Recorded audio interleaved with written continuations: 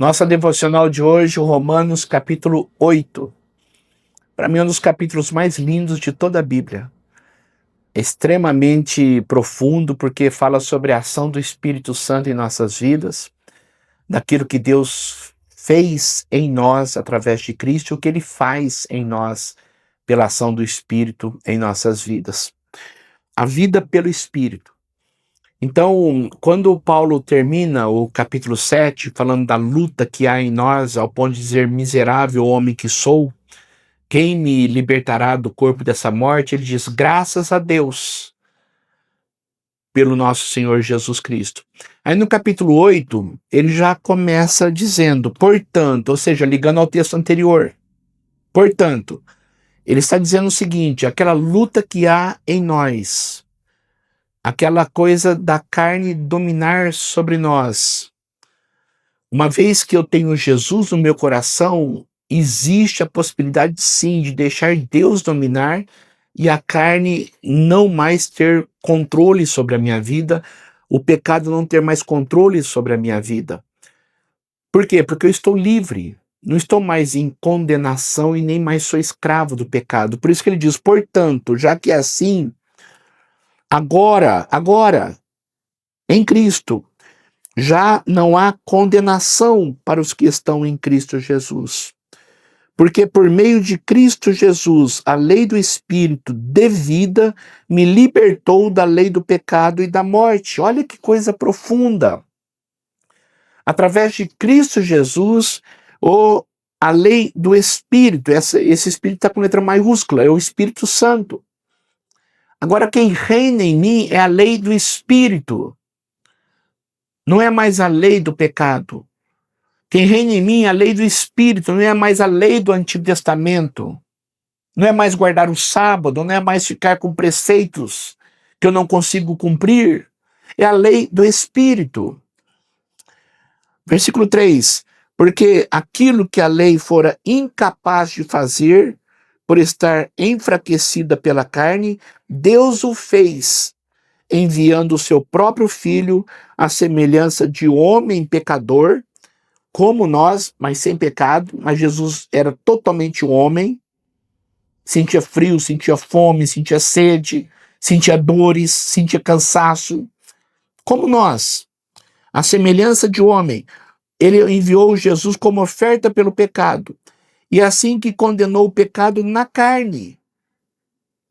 Jesus como homem, ele morreu como sacrifício, e Deus condenou o pecado na carne, a fim de que as justas exigências da lei fossem plenamente satisfeitas em nós, que não vivemos segundo a carne, mas segundo o Espírito. As exigências da lei foram todas cumpridas em Cristo, porque ele não tinha pecado. Então, essas exigências, para nós que somos filhos de Deus e cremos em Jesus Cristo, o Espírito Santo traz para a nossa vida. É a regeneração, é o nascer de novo. Eu morri e nasci de novo. Eu morri para o pecado e nasci de novo. Regeneração. Por isso que Jesus diz lá para Nicodemos em João 3,3, quem não nascer de novo não pode entrar no reino de Deus. O que é nascer de novo? É justamente isso aqui, de morrer para o pecado e viver para Deus. Jesus morreu e ressuscitou. Eu morro para o pecado e agora eu estou vivo para a lei, para Deus. A lei do Espírito agora é que domina sobre a minha vida. Antes que dominava é a lei do pecado, que gerava morte. Agora é a lei do Espírito que gera vida. Vamos lá. O versículo 6. Quem vive segundo a carne tem a mente voltada para o que a carne deseja. Mas quem vive de acordo com o Espírito tem a mente voltada para o que o Espírito deseja. Olha que profundo isto. A mentalidade da carne é morte, pecado, erro. Mas a mentalidade do Espírito é vida e paz. Paz. A mentalidade da carne é inimiga de Deus, porque não se submete à lei de Deus, nem pode fazê-lo. Quem é dominado pela carne não pode agradar a Deus. Grifa isto. Quem é dominado pela carne não pode agradar a Deus.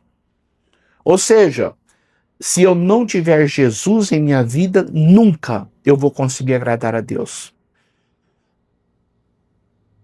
Isso é muito importante você entender. Quando nós fazemos o que a carne deseja, o que o pecado manda, porque se eu sou escravo do pecado, eu acabo recebendo ordens do pecado da minha carne, do meu corpo. Eu nunca vou conseguir agradar a Deus. Eu preciso de uma libertação disto. Jesus Cristo é o que me liberta para uma nova vida e me capacita a viver de forma diferente. Versículo 9. Entretanto, vocês não estão sob o domínio da carne. Glória a Deus por isto. Mas do Espírito. Se de fato o Espírito de Deus habita em vocês. E se alguém não tem o Espírito de Cristo, não pertence a Cristo. É impossível uma pessoa ser de Deus, é impossível uma pessoa ser de Cristo se não tiver o Espírito Santo. É impossível. Algumas igrejas que falam que eu tenho que buscar o batismo do Espírito Santo. Ou seja, você tem que buscar o Espírito Santo. Mas peraí, se eu já sou crente, se eu já sou de Deus, se eu já creio em Jesus, eu tenho o Espírito Santo. Como que eu vou buscar uma coisa que eu já tenho? Aí colocam um peso, regras, você tem que falar em línguas, você tem que ser batizado no Espírito. Mas peraí, eu já tenho o Espírito Santo. O que eu preciso agora é crescer espiritualmente. O que eu preciso agora é buscar o poder de Deus.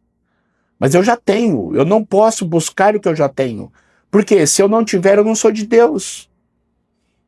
A partir do momento que você crê em Jesus Cristo, você já tem o Espírito Santo. Você não precisa buscar algo que você já tem. Batismo significa lavar. Batizar, literalmente, palavra grega, significa lavar. Lavar. Eu já fui lavado quando o Espírito Santo desceu sobre mim, no momento que eu criei em Jesus Cristo como meu Senhor e Salvador e o recebi na minha vida. Então eu já sou batizado. Eu já tenho o Espírito Santo. Deus já me deu dons. Talvez ele não me deu o dom de línguas, mas ele me deu outros dons. Tem 25, 26 dons que a Bíblia cita. Eu não tenho dom de línguas, porque Deus não me deu. Eu nunca falei em línguas, porque Deus não me deu esse dom. Mas eu sou batizado no Espírito Santo, porque eu sou de Deus, filho de Deus, e eu creio em Jesus Cristo. Porque aquele que não tem o Espírito Santo de Deus não é de Deus. Volta para a Bíblia. Volta para a Bíblia. Creia na Bíblia. Cuidado com essas explicações errôneas, essas heresias, que só vêm trazer peso sobre você. Continuando. O versículo 10. Mas se Cristo está em vocês, e o Espírito Santo está em nós, Cristo está em nós, o corpo está morto por causa do pecado, mas o Espírito está vivo por causa da justiça. E se o Espírito daquele que ressuscitou Jesus dentre os mortos habita em vocês, aquele que ressuscitou a Cristo dentre os mortos também dará vida aos seus corpos mortais por meio do Espírito que habita em vocês. Eu já tenho poder. Eu já tenho o Espírito Santo. O que eu preciso é me conscientizar disto. É ter certeza disto. A base de tudo que eu faço, de tudo que eu penso, de tudo que eu falo, é aquilo que eu conheço. Então eu preciso conhecer. Eu preciso ter certeza que aquele que ressuscitou a Jesus entre os mortos é o mesmo que habita em mim. A totalidade do Espírito Santo. Não é o Espírito Santo sendo cortado em partes. Não existe isso. A plenitude, o total, o Espírito Santo de Deus habita em você. Você tem o Espírito Santo de Deus. Por quê? Porque você tem Jesus. Vamos continuar. O versículo 12. Portanto, irmãos, estamos em dívida, não para com a carne, para vivermos sujeitos a ela. Pois se vocês viverem de acordo com a carne, morrerão. Mas se pelo Espírito fizerem morrer os atos do corpo, viverão. Pela graça de Deus e pelo poder do Espírito Santo, eu posso vencer a natureza humana. É isso que Paulo está dizendo.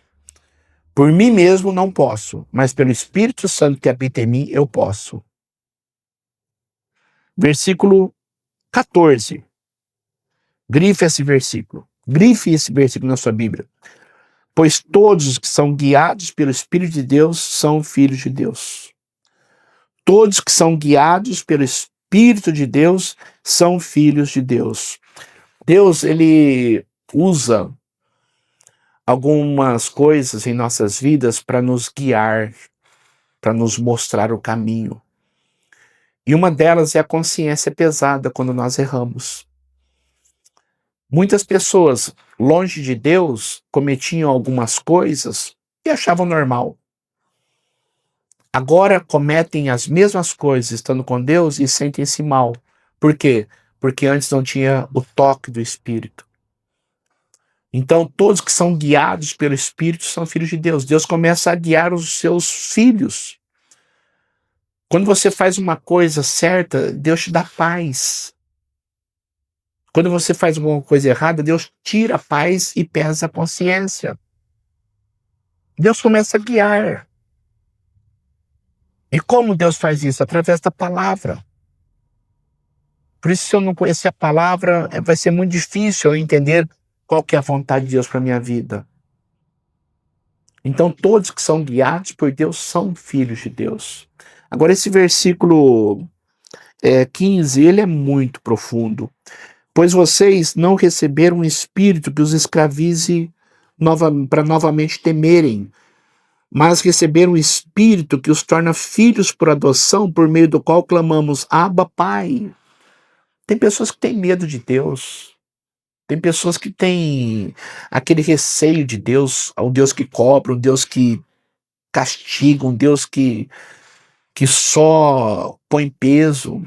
Não é isto. Deus é amor. Eu tenho que temê-lo. O que é temer Deus? É levá-lo a sério, é não brincar com ele. Agora, eu não recebi um espírito de medo, de escravidão, de peso. Eu recebi o Espírito Santo que me adotou como filho. Deus me adotou como filho. E o Espírito Santo, no meu espírito, faz com que eu clame Abba, Pai. Abba é a palavra hebraica para pai. É a palavra mais profunda em referência a Deus. Abba. Pai. Pai. Deus é o meu Pai. Deus é aquele que vai suprir as minhas necessidades porque Ele me ama com amor incondicional. Deus é o meu Pai. E olha só o que Paulo diz no versículo 16. O próprio Espírito testemunha em nosso espírito que somos filhos de Deus. Deus nos dá a certeza de que somos filhos de Deus pelo Espírito Santo que habita em nosso espírito. Se somos filhos, então somos herdeiros. Herdeiros de Deus e co-herdeiros com Cristo. Se de fato participamos dos seus sofrimentos, para que também participemos da sua glória. Somos herdeiros de Deus e co-herdeiros de Cristo. Jesus é o filho legítimo. Nós somos filhos adotivos. Fomos adotados. E Deus nos trata como filhos. Só que Deus nos olha agora igual Ele olha o seu filho legítimo. Olha que profundo isso. Quando eu chamo Deus de Abba, Pai, eu estou dizendo, o Senhor é o meu Pai. Como o Senhor é o Pai de Jesus Cristo, o qual eu creio como meu único Senhor e Salvador. E eu começo a ter os direitos de filho, co-herdeiro de Cristo, ou seja, aquilo que Cristo conquistou para mim e é direito dele, ele passou para mim. Eu tenho a vida eterna por causa de Cristo Jesus. Eu tenho o suprimento das minhas necessidades por causa de Cristo Jesus. Eu tenho a proteção de Deus no mundo espiritual por causa de Cristo Jesus. Eu chamo Deus de meu Pai. E Deus me ama com amor eterno por causa de Cristo Jesus. Eu sou herdeiro de Deus e co-herdeiro com Cristo por causa do que ele fez. Isso é graça. E quando ele fala que da mesma forma como nós participamos do sofrimento de Cristo, também participaremos da sua glória. O que isso significa? Que neste mundo aqui nós gememos, que neste mundo aqui nós sofremos, como Cristo sofreu. Mas onde Jesus está hoje? Na glória. Um dia estaremos lá também. Por isso que Paulo usa no versículo 18 uma conotação maravilhosa. Considero que os nossos sofrimentos atuais não podem ser comparados com a glória que sobre nós será revelada. Os sofrimentos que nós passamos aqui não podem nem se comparar com a glória que nós teremos lá no céu. Porque se Cristo sofreu, nós também sofremos, porque não somos desse mundo. Esse mundo jaz no maligno. Não espere grandes coisas aqui neste mundo. Não espere uma vida confortável aqui neste mundo. Não espere validação aqui neste mundo. Não somos deste mundo, somos do céu. Lá está a nossa herança. Somos de Canaã. Estamos aqui, mas não somos daqui. E Paulo diz, eu considero que os sofrimentos que nós temos aqui não podem nem se comparar com a glória que teremos lá. Assim como Jesus sofreu, ele está hoje assentado à direita de Deus, tem um nome acima de todo nome. Assim eu também sofro, mas um dia estarei no céu para gozar de toda a glória. E aí Paulo começa a falar sobre a natureza. A natureza criada, toda a natureza, aguarda com grande expectativa que os filhos de Deus sejam revelados.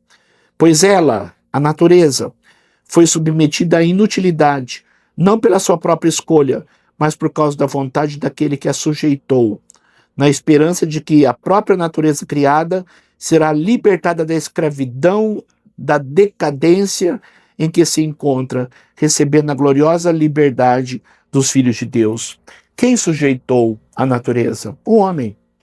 Lembra que Deus colocou o homem sujeite sobre toda a criação, os animais, você vai coordenar e tomar conta do mundo? O homem pecou e Deus não tirou esse domínio dele. Então Deus domina hoje sobre o mundo na corrupção. É por isso que existe tantas coisas ruins, tanta poluição, tanta degradação, o amor ao dinheiro, desmatamentos, roubos. Ou seja, a natureza está gemendo. Não por vontade dela própria, mas por causa daquele que a sujeitou. Quem sujeitou? O homem. O homem. Sempre visando o dinheiro, sempre visando a corrupção. O homem. Por isso que a natureza aguarda a redenção dos filhos de Deus. Ou seja, todo mundo está gemendo, todo mundo está sofrendo. Não somente os filhos de Deus que habitam aqui, neste mundo, mas também toda a criação. Onde Paulo chega e diz no 22, sabemos que toda a natureza criada geme até agora, como dores de parto, ou seja, a criação está sofrendo. E não só isso, mas nós mesmos, que temos os primeiros frutos do Espírito, somos as primícias de Cristo, gememos interiormente, esperando ansiosamente nossa adoção como filhos, a redenção do nosso corpo. Não somente a criação geme, mas nós também. Sofremos nesse mundo. Sofremos neste mundo. E gememos. Por quê? Senhor, temos esperança que um dia estaremos na glória. Nos ajude a passar por tudo isso com as forças que o Senhor tem para nos dar. Mas nos ajude. Nos ajude. Pois nossa esperança, ou nessa esperança fomos salvos. Mas a esperança que se vê não é esperança. Quem espera por aquilo que está vendo? Mas se esperamos por aquilo que não vemos, aguardamos pacientemente. É esperança. Eu não vejo o céu, mas eu tenho esperança que ele vai chegar. Eu não vejo, mas eu sei que vai acontecer. Enquanto isto, da mesma forma, o Espírito nos ajuda em nossa fraqueza. Enquanto isto, não estamos sozinhos nesse mundo. O Espírito Santo está aqui dentro de nós. E o Espírito Santo nos ajuda em nossas fraquezas, pois não sabemos como orar, ou seja, nem como orar nós sabemos. Mas o próprio Espírito intercede por nós com gemidos inexprimíveis, ou seja, às vezes o sofrimento é tanto que a gente não consegue nem falar. Já aconteceu de você se ajoelhar na presença de Deus e não ter palavras para orar? Mas o Espírito Santo está orando por você, só pelo fato de você estar na presença de Deus. E aquele que sonda os corações conhece a intenção do Espírito, porque o Espírito intercede pelos santos, por nós que somos de Deus, de acordo com a vontade de Deus. Nem orar nós sabemos, mas Deus nos ajuda em nossas fraquezas. Agora eu tenho que ter fé de que tudo que acontece conosco é para o nosso bem. É onde chega aqui o versículo 28. Sabemos que Deus age em todas as coisas para o bem daqueles que o amam.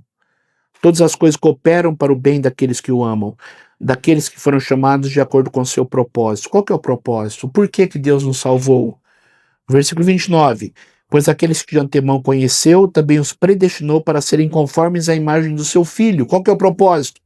A fim de que Jesus seja o primogênito entre muitos irmãos. Qual que é o propósito? Eu ser como Jesus. Perfeito. Filho de Deus, adotado, para um dia estar com ele como uma grande família no reino dos céus. E aos que predestinou também chamou. Deus nos chamou. Aos que chamou também justificou. Deus nos salvou. E aos que justificou também glorificou. É tão certa a nossa salvação que Paulo usa o texto, aqui o verbo glorificar, no passado. Ninguém ainda foi para o céu. Nós não fomos glorificados ainda. Mas na mente de Deus é tão certo que isso aconteça que no coração de Deus já aconteceu. Estamos limitados ao passado, presente e futuro. Deus não, ele é atemporal. Deus já nos vê lá no céu com ele. E a nossa salvação é tão certa, porque não depende de nós, depende do que Deus faz, e do que Deus fez, do que Cristo fez, que já estamos glorificados com ele. Que diremos, pois, diante dessas coisas, da vida? Se Deus é por nós, quem será contra nós? Aquele que não poupou o seu próprio filho, mas entregou por todos nós, não nos dará com ele, de graça, todas as coisas? As necessidades suas serão supridas. A proteção de Deus estará com você, porque Jesus já veio. Deus já deu o que é de mais precioso para nós. E como ele já deu o que era de mais precioso, ele não vai dar as outras coisas. Ele não vai dar o suprimento das suas necessidades. Ele não vai dar a proteção contra o inimigo. Quem fará alguma acusação contra os escolhidos de Deus? É Deus quem os justifica. Quem os condenará? Foi Cristo Jesus quem morreu e mais quem ressuscitou e está à direita de Deus e também intercede por nós. É Cristo que intercede por nós. Quem nos separará do amor de Cristo? Será tribulação, angústia, perseguição, fome, nudez, perigo ou espada? Falando até sobre a morte aqui. Quem vai nos separar do amor de Deus? Como está escrito, por amor de ti, enfrentamos a morte todos os dias. Somos considerados como ovelhas destinadas ao matadouro. Aqui neste mundo nós gememos, aqui neste mundo nós sofremos. Mas, conjunção adversativa, mas diante das angústias, tribulações, perseguições, fome, nudez, perigo, espada, mas em todas estas coisas somos mais do que vencedores por meio daquele que nos amou. Não é por nossa causa, mas é por causa de Cristo que nos amou. Pois eu estou convencido, eu estou bem certo de que nem morte, nem vida, nem anjos, nem demônios, nem presente, nem futuro, nem quaisquer poderes, nem altura, nem profundidade, nem qualquer outra coisa na criação será capaz de nos separar do amor de Deus que está em Cristo Jesus, o nosso Senhor. Aleluia! Nada, nada, nada pode tirar de Deus. Mesmo com todas as lutas que você estiver passando, mesmo que a morte chegar, 1 segundo depois da sua morte, você já estará no céu, na presença de Deus. Você é de Deus, você é filho de Deus por causa do que Cristo fez por você. Você percebe aí, toda ação, a origem está em Deus. Deus escolheu você. Deus enviou Jesus para que ele morresse por você. E Deus envia o Espírito Santo para trabalhar em sua vida e te dar força enquanto você estiver aqui. É o Pai, o Filho e o Espírito Santo trabalhando para a sua salvação, para a minha salvação. É por isso que não tem como dar errado. Já estamos lá no céu com Deus. O pecado está aqui, mas podemos vencê-lo. As tentações estão aqui, mas podemos vencê-las. Por causa do que Deus fez por nós. Morremos para isso tudo, a fim de vivermos para Deus. A Bíblia é maravilhosa. A mensagem é profunda. Que Deus abra os teus olhos espirituais para que você contemple cada dia e dê valor à salvação que Cristo conquistou para você na cruz do Calvário. Vamos orar. Pai, muito obrigado, porque nada pode nos separar de Ti. Estamos tranquilos porque somos Teus filhos. Temos o Teu Espírito Santo dentro de nós. O mesmo Espírito que ressuscitou a Cristo dentre os mortos é o mesmo Espírito que está em nós, nos vivificando, nos restaurando e nos ajudando a vencer. Em todas as coisas somos mais do que vencedores. Somos super vencedores por meio do Senhor que nos amou.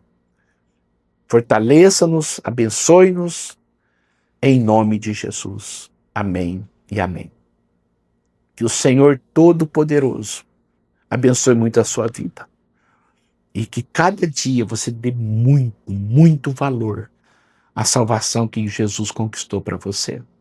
É a pérola de grande valor, que aquele que comercializa vende tudo que tem para adquirir aquela pérola. Não há nada mais importante na nossa vida do que a salvação que o Senhor Jesus conquistou para nós.